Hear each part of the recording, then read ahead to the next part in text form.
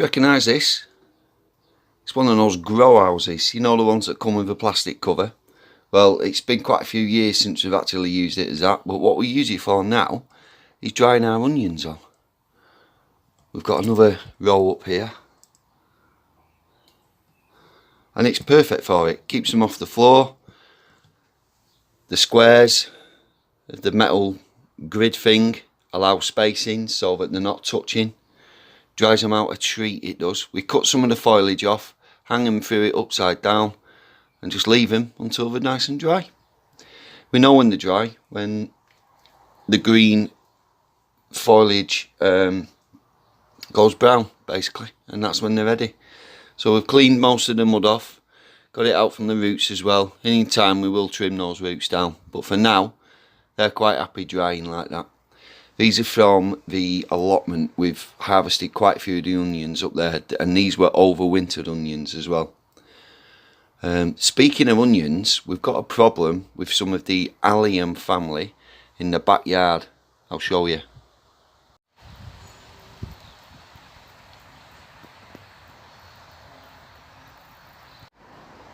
Here are most of our overwintered garlics, and the problem we've got is garlic rust, sometimes known as leek rust, allium rust. Its Latin name is Puccinia allii, and we've got it. Great. So it's a fungal disease that can affect all of the alliums, so things like chives, onions, leeks, garlic, shallots, that kind of thing. Anything in the allium family.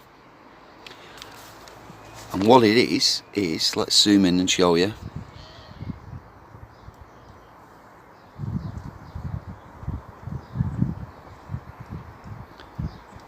On that leaf there, you can see bright orange raised pustules. It's an awful word, that, isn't it? Pustules. Or spots on the leaves. And what this fungal infection does is it stops the vigour of the plant and inhibits the growth. So it doesn't necessarily kill it, but it'll stop it developing and growing anymore. Right, there's no real chemical treatment for this, it's just organic methods. Knowing how the spores spread and what kind of conditions we like, we can manipulate those conditions to stop it either taking hold in the first place or spreading further if you already have it.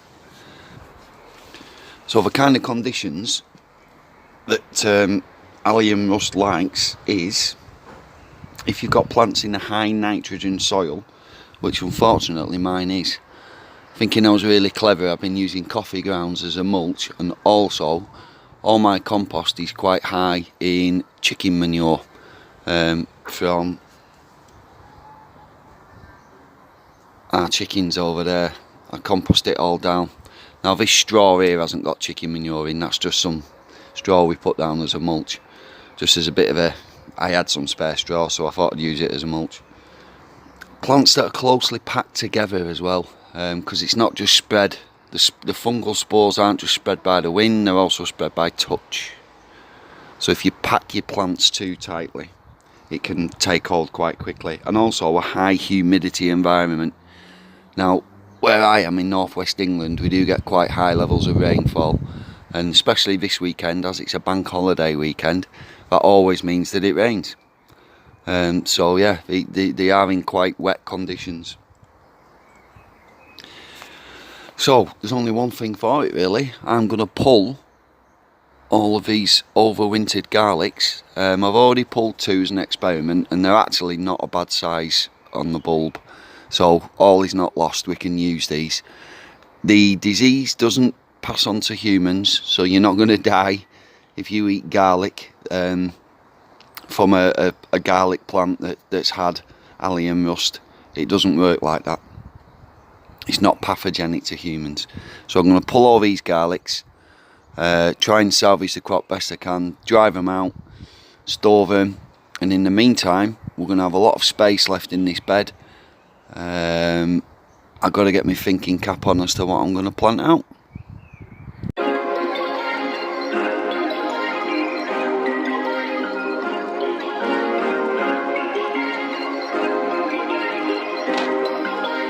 Perfect.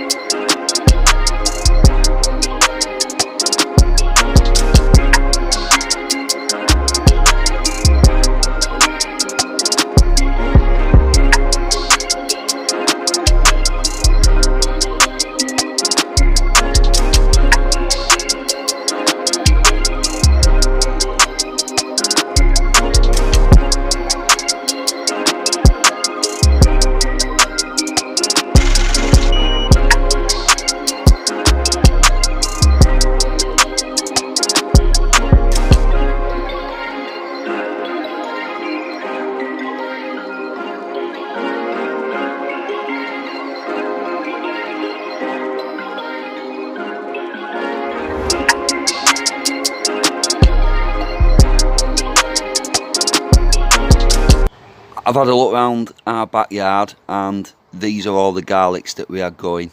I've also been looking at the other overwintered alliums that we have, so mainly shallots, and luckily all the shallots are untouched by the rust. So I'll leave the shallots as they are.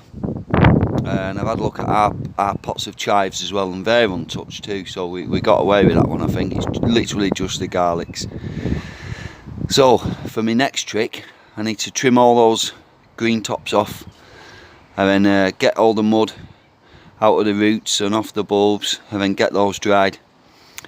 I didn't count how many bulbs there are, but there's a lot there. There's an awful lot. I'd say at least 30. So that's brilliant. That if you think we might use one full bulb a week in cooking, that's a good chunk of the year's worth of garlic there that we have now. And we've still got garlics up at the allotment too, which haven't got rust. So we're going to leave those in as they are.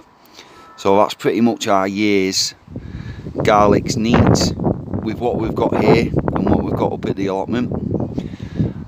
I don't mind a little bit of rust for that, to be honest with you. I'm just glad the rust has taken hold at this time of the year when these garlics were nearly ready to be pulled.